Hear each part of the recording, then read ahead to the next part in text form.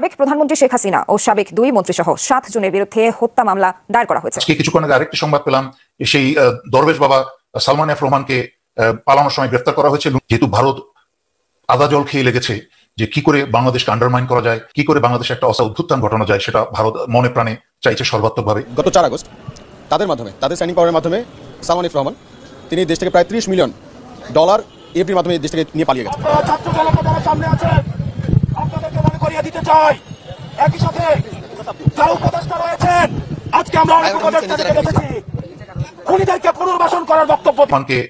পালানোর সময় গ্রেফতার করা হয়েছে লুঙ্গি পরিহিত অবস্থায়, দাড়ি শেভ করা, মাথায় চুল কালো রং করে পালিয়েছে। তাকে নৌবাহিনী গিয়ে তাকে হাতের পিছনে রশি দিয়ে বেঁধে তাকে গ্রেফতার করেছে। সশস্ত্র বাহিনী চেষ্টা করছে বিভিন্ন জায়গা থেকে এই স্বৈরাচারীর সাহায্যকারী যত দেশদ্রোহী আছে তাদেরকে গ্রেফতার করতে। বাংলাদেশ সেনাবাহিনী থেকে ইতিমধ্যে বেশ কিছু পালিয়ে গেছে।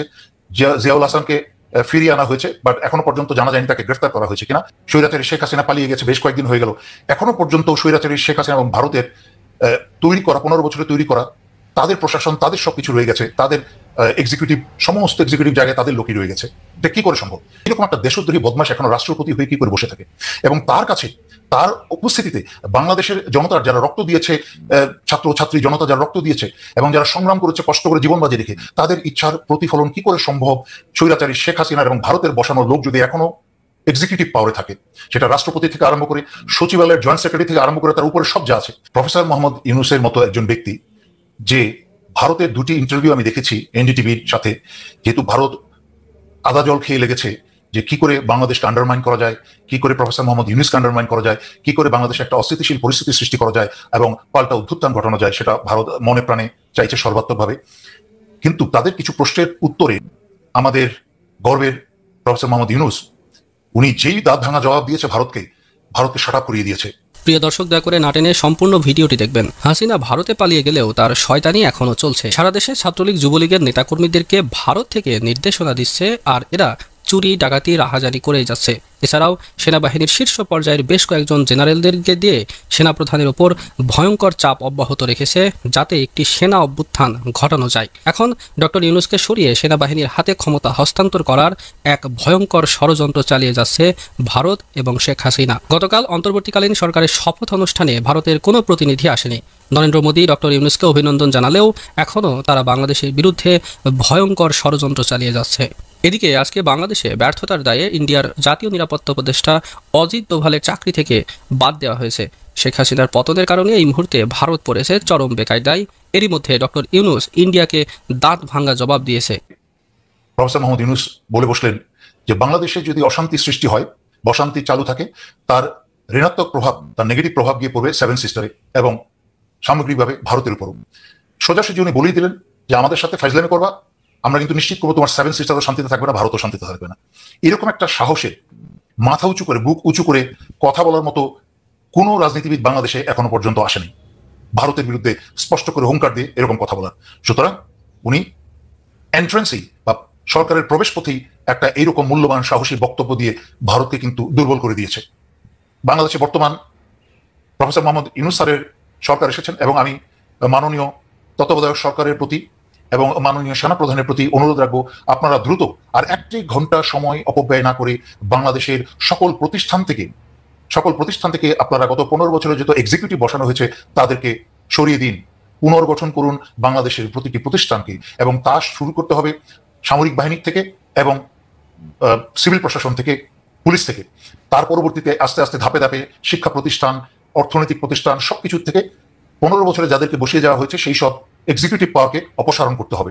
তার পরবর্তীতে যাদেরকে বিচারে আনার প্রয়োজন তাদেরকে বিচারে আনতে হবে। বাংলাদেশ সশস্ত্র বাহিনীতে ব্রিগেডিয়ার জেনারেল থেকে আরম্ভ করে মেজর জেনারেল পর্যন্ত যা উপরে আছে, বিশেষ করে বাংলাদেশ সশস্ত্র বাহিনীতে স্পষ্টতভাবে যারা স্বৈরাচারী শেখ হাসিনার বা আওয়ামী লীগ করেছে সেনাবাহিনী ইউনিফর্ম পরে, তাদেরকে গ্রেফতার একদিনের মাঝখানে করা উচিত এবং করতে হবে। নয়তো পরবর্তীতে যেই কথাগুলো বলতে যাচ্ছি অত্যন্ত ভয়ঙ্কর। মনে রাখতে হবে, শক্তিশালী হতে হলে পাল্টা আঘাত করতে হবে। আমরা স্বাধীনতার পর থেকে শুধু ভারতের কাছে মাথা নিচু করে থেকেছি, এখন আর মাথা নিচু করার সময় নয়, মাথা উঁচু করে দাঁড়াবার সময়। তো এখনো কিন্তু এরকম একটা অবস্থাতেও কিন্তু বাংলাদেশের সর্বোচ্চ অবস্থায় স্বৈরাচারী শেখ হাসিনা এবং ভারতের শত্রু বসে আছে। আপনাদেরকে তার একটা চিত্র দেখাই, দেখেন খেয়াল করে। স্বৈরাচারী শেখ হাসিনা যখন তাকে এই কুলাঙ্গারকে এই চুপ্পুকে যখন নামটা অন্তত একটা মানুষের নাম হয় নাকি, চুপ্পুকে যখন বসালো, তার দেখেন কি হাসি, গদগদ হাসি। জীবনে এই চরিত্রহীন চিন্তা করে নাই যে বঙ্গভবনের মতো জায়গায় বসবে। আর যখন প্রফেসর মোহাম্মদ ইউনূসকে সরকারের প্রধান হিসেবে ক্ষমতা হাতে হস্তান্তর করেন, তখন তার চেহারা দেখেন একটা পূর্বমুখী গরুর পশ্চিমাংশ। তার চেহারাটা দেখেন একটা পূর্বমুখী গরুর পশ্চিমাংশ। তো এই হচ্ছে তার চেহারাই বোঝা যাচ্ছে যে ভারত এবং স্বৈরাচারী শেখ হাসিনার আওয়ামী লীগের যে রিয়াকশন, সেই রিয়াকশনটা তাই মুখের মাঝখানে। বুঝলাম যে সশস্ত্র বাহিনী বা সেনাপ্রধান সব জায়গায় হাত দিতে পারবেন না। উনি হয়তো অপেক্ষা করছিলেন যে একটা বৈধভাবে অন্তর্বর্তীকালীন একটা সরকার আসুক, তাদেরকে সাথে নিয়ে যা করার করবেন। তো সেই সরকার চলে এসেছে, সরকারই আসেনি। প্রফেসর মোহাম্মদ ইউনূসের মতো একজন আন্তর্জাতিক খ্যাতিসম্পন্ন এবং যোগাযোগ সম্পন্ন বিশ্বের সকল রাষ্ট্রপ্রধানের সাথে ওনার যোগাযোগ আছে, যার ফলে ইনশাল্লাহ বাংলাদেশকে এই কালো অধ্যায় থেকে বের করে নিয়ে আসা ওনার জন্য অনেক সহজ হবে। তারপর আমাকে কেউ কেউ প্রশ্ন করেছেন, এই যে ছাত্ররা সরকারে প্রবেশ করলো 2 জন, এটা কেমন দেখা যায়? আপনাদেরকে একটু ব্যাখ্যা করি। প্রথম কথা হচ্ছে যে নাহিদ এবং আসিফ কিন্তু সত্যিকার অর্থে সরকারে প্রবেশ করে নাই, সরকারের অংশ না।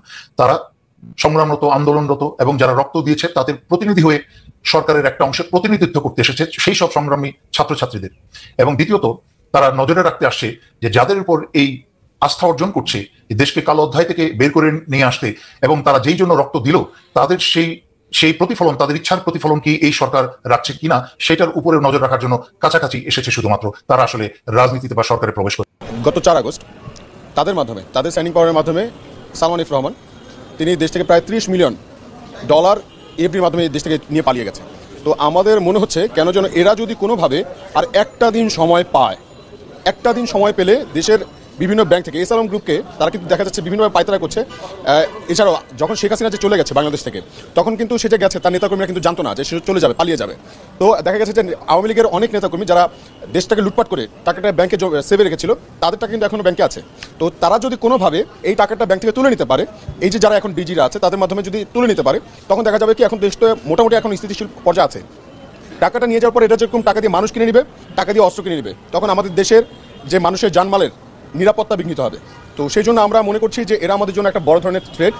সেই জন্য আজকে বাংলাদেশ ব্যাংকে আসা, এবং আমরা 4 জনের নাম এখানে দিয়ে দিয়েছি এবং বলেছি আজকে দুপুর 1টার মধ্যে তাদেরকে পদত্যাগ করতে হচ্ছে। এক, DG1 কাজী সাইদুর রহমান, DG3 মোহাম্মদ খুরশিদ আলম, BFI প্রধান মোহাম্মদ মাসুদ বিশ্বাস, পলিসি অ্যাডভাইজার আবু ফারাহ মোহাম্মদ নাসির। এই 4 জনকে আপাতত আমরা বলেছি যে আজকের মধ্যে যাতে তারা দুপুর 1টার মধ্যে তারা পদত্যাগ করে। সাবেক প্রধানমন্ত্রী শেখ হাসিনা ও সাবেক 2 মন্ত্রী সহ 7 জনের বিরুদ্ধে হত্যা মামলা দায়ের করা হয়েছে। আজ ঢাকা চিফ মেট্রোপলিটন ম্যাজিস্ট্রেট আদালতে মামলার শুনানি অনুষ্ঠিত হয়। মেট্রোপলিটন ম্যাজিস্ট্রেট রাজেশ চৌধুরীর আদালতে এর শুনানি হয়েছে, যার রায় পরে দেওয়া হবে। আদালত সূত্রে জানা গেছে, সাবেক প্রধানমন্ত্রী ছাড়াও সাবেক সেতুমন্ত্রী ও আওয়ামী লীগের সাধারণ সম্পাদক ওবায়দুল কাদের, সাবেক স্বরাষ্ট্রমন্ত্রী আসাদুজ্জামান খান কামাল, পুলিশের সাবেক মহাপরিদর্শক চৌধুরী আব্দুল্লাহ আল মামুন, যুগ্ম কমিশনার বিপ্লব কুমার সরকার, অতিরিক্ত সাবেক প্রধানমন্ত্রী শেখ হাসিনার বাংলাদেশকে ঘিরে যে পরিকল্পনা যে তিনি আগামী 15ই আগস্ট বাংলাদেশে আসছেন অথবা আগে পরে আসছেন, আসলে সেই স্বপ্নটা এখন অধরাই থেকে যাবে।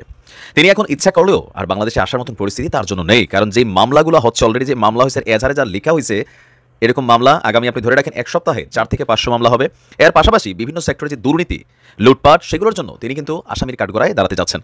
আর আমরা যে একটু অতীতটা দেখি, মাত্র 2 কোটি টাকার একটা মামলায় সাবেক প্রধানমন্ত্রী বেগম খালেদা জিয়াকে যে পরিমাণ কারাগার সহ্য করতে হয়েছে, তাহলে প্রশ্ন উঠতে পারে যে রিসেন্টলি যিনি সাবেক প্রধানমন্ত্রী হয়েছেন শেখ হাসিনা, তার শাস্তিটা কি হতে পারে? ফাঁসির আবেদন করা হচ্ছে, এর পাশাপাশি আমৃত্যু জেল, আর অনেক কিছুই করতে পারে। তো অনেকে প্রশ্ন করতে পারেন যে ভাই এটা কি সম্ভব? যে সম্ভব, কারণ সাবেক প্রধানমন্ত্রী বেগম খালেদা জিয়াকে যেভাবে জেলে ঢুকানো হয়েছিল, বাংলাদেশ বিএনপি যেমন চুপচাপ ছিল, পাশাপাশি দীর্ঘ সময় ধরে এই মামলায় তিনি দেশের বাইরেও যেতে পারেন নাই। যদি শেখ হাসিনা বাংলাদেশে আসেন, তাকে গ্রেপ্তারও করা হবে, তাকে জেলেও ঢুকানো হবে। আর আওয়ামী লীগের যে সকল নেতাকর্মীরা মনে করছে যে রাজপথে জীবন দিব, জীবন আপনি দিতে পারবেন, তবে এইবারের জীবন দেওয়াটা হবে সেনাবাহিনীর বুলেটে, অথবা পাশাপাশি পুলিশের যে নতুন রিফর্ম টিম মাঠে নামতে যাচ্ছে। কারণ যে কোনো প্রশাসনের সবচেয়ে বড় হাতিয়ারটা হচ্ছে, রাজনৈতিক সরকারের বড় হাতিয়ার হচ্ছে প্রশাসন। গত 53 বছর এই চিত্র আমরা যেটা দেখছি, সেখানেও আমূল পরিবর্তন হতে যাচ্ছে। তার মানে এখন মাঠে নামলে কোনো ধরনের অস্ত্রশস্ত্র প্রদর্শন, কোনো রকম নৈরাজ্য সৃষ্টির চেষ্টা করলে পুলিশের আসল ক্ষমতা কি, সেইটাই প্রকাশ করা হবে। এই উদ্দেশ্যে অলরেডি পুলিশের মধ্যে বড় ধরনের কিন্তু একটা রদবদল ঘটেছে। যারা আওয়ামীপন্থী বা আওয়ামী সরকারের আমলে যারা বড় ধরনের পদ পদবিগুলো পেয়েছিল, তাদের অবস্থা ভাই কঠিন খারাপের দিকে যাচ্ছে। তো আসুন দেখি মামলাটা কি হলো বা কি আসলে ঘটনা। শেখ হাসিনা সহ 7 জনের বিরুদ্ধে আপনার একটা হত্যার অভিযোগে মামলার আবেদন করা হয়েছে। আর এই মামলাটা করছেন মুদি দোকানি আবু সাইদকে হত্যার জন্য এই মামলার আবেদন করা হয়েছে। আজকে ঢাকার মেট্রোপলিটন ম্যাজিস্ট্রেট রাজেশ চৌধুরীর আদালত বরাবর বাসিন্দা আদাবর এলাকার বাসিন্দা ব্যবসায়ী SM আমির হামজা তিনি এই মামলাটি প্রথম রুজু করলেন। একজন সচেতন নাগরিক হিসাবে একজন নিরীহ নাগরিককে হত্যার বিচার চেয়ে এই মামলা করেছেন এই ব্যবসায়ী। তো এটা বাংলাদেশের একটা কমন চিত্র। আপনি দেখবেন বেগম খালেদা জিয়া বা আরও অন্যান্য বিভিন্ন রাজনৈতিক ইস্যুতে মামলাগুলো যারা করে মূল ঘটনার সাথে যারা কানেক্টেড তারা করতে সাহস পায় না, করা হয় থার্ড পার্টি দিয়ে। বাট তো এই ব্যক্তি কেন করলেন তার বক্তব্য হচ্ছে যে তিনি শুরু করছেন, অনেকেই মামলা করতে ভয় পাচ্ছেন শেখ হাসিনার নামে, আর তার এই শুরুয়াতের পরে অসংখ্য মামলা দায়ের হবে। আর আবেদনে মামলার অপর আসামিরা হলেন সাবেক পরিবহন ও সেতুমন্ত্রী উবায়দুল কাদের, সাবেক স্বরাষ্ট্রমন্ত্রী Asaduzzaman Khan Kamal, IGP Abdullah Al Mamun, DMP commissioner Habibur Rahman, অতিরিক্ত IGP DB হারুন, অতিরিক্ত যুগ্ম কমিশনার বিপ্লব কুমার। আর গত 5ই আগস্ট থেকে প্রধানমন্ত্রীর দায়িত্বপদ থেকে পদত্যাগ করার পর তার বিরুদ্ধে প্রথম মামলা হল। তো মামলার এজাহারে কি আছে? এজাহার বলছে সম্প্রতি সরকারি চাকরিতে কোটা সংস্কার আন্দোলনে হাজার হাজার ছাত্র জনতা মিছিল সমাবেশ করেছিল। শান্তিপূর্ণ মিছিলে দেশের বিভিন্ন এলাকায় নির্বিচারে গুলি হয়, বহু ছাত্র জনতা নিহত হয়েছেন। 19 জুলাই মোহাম্মদপুরে বসিলার আপনার একজন বাসিন্দা 40 ফিট এলাকায় ছাত্র জনতা শান্তিপূর্ণ মিছিল সমাবেশ করছিল, সেখানে পুলিশ নির্বিচারে গুলি করে। আর রাস্তা পার হওয়ার সময় স্থানীয় মুদি দোকানদার আবু সায়েদ তিনি মাথায় গুলিবিদ্ধ হন, পরে তিনি মৃত্যুবরণ করেন। নিহত সাইমকে তার গ্রামের বাড়ির পঞ্চগড়ের বোদা উপজেলার নতুন বস্তি প্রধান হাটে দাফন করা হয়েছে। তার মা, স্ত্রী, ছেলে, সন্তান সেখানেই থাকে। এই কারণে ঢাকায় মামলা করতে অপারগ আর বিবেকের তাড়নায় আইনের শাসনকে প্রতিষ্ঠার জন্য এই মামলা করেছেন। মামলার অভিযোগ বাদী বলছেন সাবেক প্রধানমন্ত্রী শেখ হাসিনা কোটা সংস্কার আন্দোলন কঠোর হস্তে দমন করার জন্য বারবার নির্দেশ দিয়েছিলেন। কাদের এবং আসাদুজ্জামান খান কামাল তাদের নির্দেশে পুলিশের IGP এবং ঊর্ধ্বতন কর্মকর্তারা পুলিশদের নির্দেশ দিয়ে মিছিলে গুলি চালায়। পরস্পর যোগসাজশে উক্ত উল্লেখিত আসামিরা এই হত্যাকাণ্ড ঘটিয়েছে আর এটার বিচার হওয়া প্রয়োজন। তিনি ফাঁসি দাবি করেছেন। আপনি নিশ্চিত থাকেন যে আগামী এক সপ্তাহের মধ্যে শেখ হাসিনার নামে মিনিমাম 3 থেকে 400 মামলা ফাইল করা হবে। এখন বিচার বিভাগে যে আমূল পরিবর্তন আসছে, অথবা ছাত্র আন্দোলনের যেই সমন্বয়ক আসিফ মাহমুদ তিনিও ডাক দিয়েছেন সারা বাংলাদেশে যতগুলো ঘটনা ঘটছে প্রত্যেকে মামলা করেন। আর এই মামলার বাদী 100% হতে যাচ্ছে শেখ হাসিনা বা আওয়ামী লীগের ঊর্ধ্বতন নেতা, MP, মন্ত্রী বা পুলিশের খুবই ঊর্ধ্বতন মানুষরা যারা এই ঘটনাগুলোতে সাপোর্ট করেছিলেন। তাহলে পরিস্থিতি কোন দিকে যাচ্ছে? বাংলাদেশ আওয়ামী লীগের নেতাকর্মীরা যারা আছেন তাদেরকে আমি একটা জিনিস শিক্ষা নিতে বলি। এখানে দেখেন পরিস্থিতি অনেক সময় বুঝতে হয়। 2014-তে বিএনপির যে সাংগঠনিক সক্ষমতা ছিল, 2009-এ যেটা ছিল সেটাকে আস্তে আস্তে কোমর ভেঙে দিয়েছে। রাজপথে দাঁড়ানোর ক্ষমতাটাই কিন্তু হারাই ফেলছিল। কেন? প্রশাসন মিসইউজ ছিল। তো এখন তো প্রশাসন একটা নিরপেক্ষ নিউট্রাল আসবে। তো সেই নিরপেক্ষ নিউট্রাল প্রশাসনের চোখে আসামি কিন্তু সব আওয়ামী লীগের নেতাকর্মী যারা ঊর্ধ্বতন পর্যায়ে কাজ করেছেন, ইভেন এই ঘটনাগুলোতে ভূমিকা রাখছেন। বুঝতে পারছেন? আপনি যদি ভাবেন যে পুলিশ এখন নিরপেক্ষ, তো নিরপেক্ষ পুলিশ অ্যাকশন নেবে কার বিরুদ্ধে? অপরাধীর বিরুদ্ধে। আর প্রত্যেকটা মামলার আসামি কারা হতে যাচ্ছে? অপরাধী হতে যাচ্ছে আওয়ামী লীগের একদম সিনিয়র লিডার থেকে শুরু করে যারা আছে। পুলিশই ঘটনা ঘটাবে, তবে আগে ঘটাইছে রাজনৈতিক পারপাসে, এখন ঘটাবে নিরপেক্ষভাবে। সো যারা মনে করছেন অস্ত্রশস্ত্র দাওটাও নিয়ে রাজপথে নেমে যাবেন, এটা করবেন সেটা করবেন, সেনাবাহিনীর অ্যাকশন ক্রিয়েট হবে, পাশাপাশি পুলিশের অ্যাকশন ক্রিয়েট হবে। নেতা দেশ থেকে পালাই গেছে, এত তাড়াহুড়া করে রাজপথে নামেন, তবে কোনো সহিংস মেন্টালিটি নিয়ে যদি নামেন আপনার কপালে ভাই দুঃখ আছে, কারণ অ্যাকশন একটা হবে। আজকেও স্বরাষ্ট্রমন্ত্রীর উপদেষ্টা ব্রিগেডিয়ার শাখাত হোসেন বলছিলেন যে একটা অ্যাকশন হবে। 2 দিন আগে ডক্টর ইউনূস বলছিলেন অ্যাকশন শুরু হলে সমর্থন দিতে হবে। তো প্রত্যেকটা এলাকায় বর্তমানে আপনি যদি ধরেন 5টা চিহ্নিত সন্ত্রাসীর নাম জিজ্ঞেস করেন, 4টাই পাবেন আওয়ামী লীগের মধ্যে এই মুহূর্তে রানিং। গত 15 বছর এই টিমটা কিন্তু তৈরি হয়েছে। প্রত্যেকটা এলাকায় 5টার মধ্যে 4টা এখন আওয়ামী লীগের আছে। তো পুলিশ যদি কোনো অপারেশন পরিচালনা করে, সরকার যদি কোনো বিশেষ অভিযান পরিচালনা করে, তো সেই অভিযানে যারা সাফা হয়ে যাবে সেটা হচ্ছে আওয়ামী লীগের। যারা সন্ত্রাসী কর্মকাণ্ড চালানো ব্যক্তিবর্গরা আছেন তারা, আমজনতা আওয়ামী লীগ করেন, বিএনপি করেন, ডাজন্ট ফ্যাক্ট যদি আপনি কোনো সহিংস ভূমিকায় অবতীর্ণ গত 15 বছরে না হয়েছেন।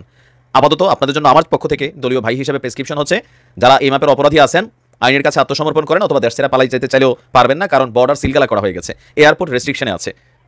তো মাফটাফ চাইয়া আত্মসমর্পণ করে ফেলেন, সেটাই বেটার।